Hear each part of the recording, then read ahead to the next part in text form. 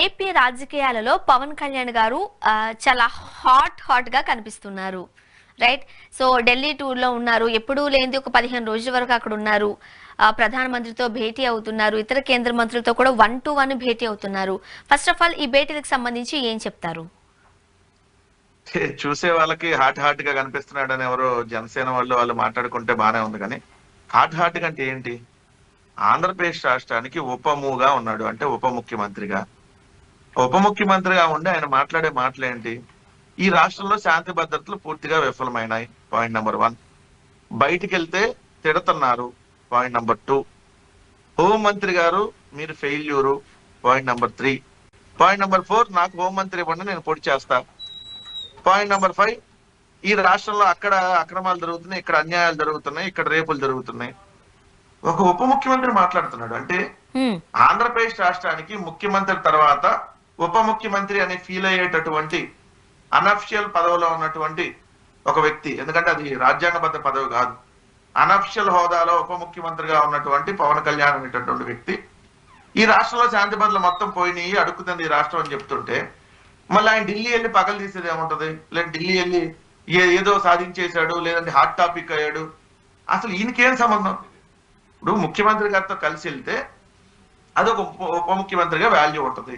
ఈయనే చెప్తున్నాడు ఈ రాష్ట్రంలో ఉన్నటువంటి ఇంకో మంత్రిత్వ శాఖకు సంబంధించి నా వల్ల ఏం కాదు, నేనేమి చేయలేను దాంట్లో అని సాక్షాత్ ఈయన ఇక్కడే చెప్తా.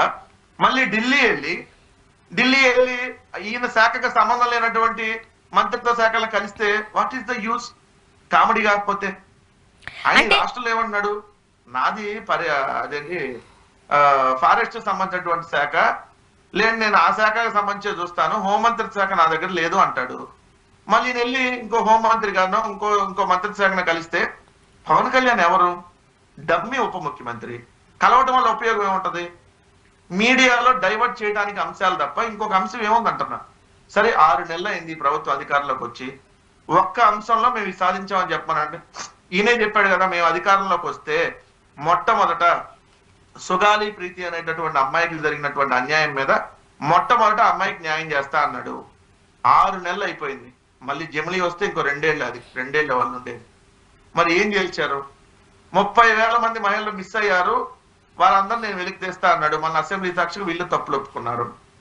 మళ్ళీ నేను ఇప్పుడు ఢిల్లీ వెళ్ళాడంట, వెళ్ళి ఏదో 2 రోజులు ఉన్నాడంట, వాళ్ళని కలిశాడంట, వీళ్ళని కలిశాడంట, ఫోటోలకు ఫోజులు ఇచ్చారంట, ఈ పనిలేనటువంటి కొన్ని ఛానల్స్ చూపించినాయి అంట. ఇంతకు మించి ఏమన్నా ఉపయోగం ఉందా? అసలు ఈయన వెళ్తే అక్కడ దేకేది ఎవడు? తెలంగాణ భాషలో ఈయన ఆంధ్ర భాషలో పట్టించుకునేది ఎవరు, తెలంగాణ భాషలో దేకేది ఎవరు? వెళ్తున్నప్పుడు ఈయన ఎప్పుడన్నా తీసుకెళ్లాడా? జనసేనకు సంబంధించిన రెడ్డి ముఖ్యమంత్రి, ఉప ముఖ్యమంత్రి బట్టి విక్రమార్క, వాళ్ళిద్దరు కలిసి వెళ్తారు. ఎక్కడైనా ఫోటోలో కూడా వాళ్ళిద్దరు ఫోటోలు ఉంటాయి. ఢిల్లీ వెళ్తున్నా వాళ్ళిద్దరే వెళ్తారు, వాళ్ళిద్దరు కంపల్సరీ ఉప ముఖ్యమంత్రి వెళ్తాడు. ఇప్పుడు చంద్రబాబు నాయుడు గారు ఢిల్లీ వెళ్ళినప్పుడు ఎప్పుడన్నా ఈ ఉపముని తీసుకెళ్లాడా? అంటే ఉపము అంటే ఉప ముఖ్యమంత్రి పవన్ కళ్యాణ్ తీసుకెళ్లాడా? ఈయనంతరికి ఈయన ఏదో రాజ్యసభ సీటు కోసం నాగబాబు కోసం అక్కడికి వెళ్ళి ఆయనకి వెళ్ళి ఏదో షోలు ఇచ్చి అదే 2-3 కలిసి అనే కార్యక్రమం తప్ప ఏం జరిగింది? రాష్ట్రానికి ఏమన్నా ఒరిగిందా? ఏ రాష్ట్ర సమస్య గురించి ఏం మాట్లాడారు, ఏం సాధించుకొచ్చారు చెప్పండి. క్లియర్ గా అడుగుతున్నాం. అంత తప్ప ఊరు పబ్లిసిటీ పిచ్చి తప్ప, పబ్లిసిటీ పిచ్చతో ఏదో జరిగిపోతుంది. చంద్రబాబు నాయుడు గారు పబ్లిసిటీ పీక్ ఉంటది, దానికి మించి పీక్ గా పవన్ కళ్యాణ్ చేస్తున్నట్టు కనపడుతుంది తప్ప ఏం జరిగింది? ఢిల్లీ వెళ్ళాడు కదా, 6 నెలలు అయింది. మొట్టమొదటిసారి అపాయింట్మెంట్ దొరికినట్టుంది మోడీ గారిది, లేదంటే మంత్రులది. ఏం సాధించారు, ఏం అడిగారు, దానికి సంబంధించి ప్రశ్న ఒకటి ఏంది, ఇది అడిగాం, ఇది ఇస్తా అన్నారు, నేను చెప్పండి, అప్పుడు మేము దాని మీద డిస్కస్ చేద్దాం. వెంకటరెడ్డి గారు రాష్ట్ర ప్రయోజనాల కొరకు మాత్రమే అక్కడికి వెళ్లారు, రాష్ట్రం గురించి మాత్రమే వివిధ శాఖల మంత్రులకు సంబంధించి కేంద్ర మంత్రులను కలిసాము అంటూ చెబుతున్నారు. అలానే ప్రధానమంత్రి గారు కూడా 30 నుంచి 40 నిమిషాలు ఆయనకి టైం కేటాయించి పవన్ కళ్యాణ్ గారితో మాట్లాడినట్టుగా కూడా మనం చూసాం. కొన్ని ఫొటోస్ కూడా రిలీజ్ అయ్యేసరికి మనం నమ్మాల్సిన పరిస్థితి. బట్ ఏం మాట్లాడారు అన్నట్టుగా మీరు చెప్తున్న దాని ప్రకారం అయితే క్లారిటీ ఇవ్వడం లేదు, కానీ కలిసిన మాట అయితే వాస్తవమేగా.